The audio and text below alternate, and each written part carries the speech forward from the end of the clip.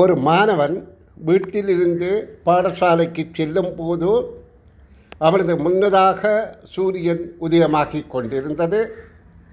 அவனது வீட்டிலிருந்து பாடசாலை உள்ள திசை யாது?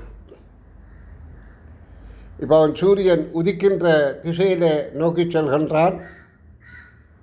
சூரியன் உதிப்பது கிழக்கில், மறைவது மேற்கில். ஆகவே அவனது வீட்டிலிருந்து பாடசாலை அமைந்துள்ள திசை கிழக்கு என்பது இந்த வினாவுக்கான விடையாகும். இந்த வேளையில் கிழக்கில் சூரியன் இருக்கின்ற போது நாங்கள் அருகில் இருக்க சிலுவை அடையாளத்தை வைத்துக்கொண்டு இப்பொழுது பார்ப்போம். கிழக்கில் சூரியன் காணப்பட்டால் அவன் வடக்கு நோக்கி சென்றால் அவனது இடது கை பக்கமாக நிழல் விடும். அவன் தெற்கு நோக்கி சென்றால் அவனது வலது கை பக்கமாக நிழல் விடும். என்றால் கிழக்கில் சூரியன் இருந்தால் நிழல் மேற்கில் தான் விடும்.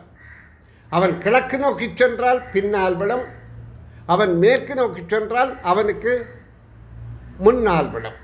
அதாவது இப்பொழுது இந்த மாணவன் கிழக்கு நோக்கி செல்கின்றபடியால் நிழல் பின்னால் விழுகின்றது என்பதை புரிந்து கொள்ளுங்கள். இதே போலதான் மேற்கிலே சூரியன் இருக்கின்ற போதும் அதாவது வலது, இடது, முன், பின் என்பதை கிரகித்துக் கொள்ளலாம்.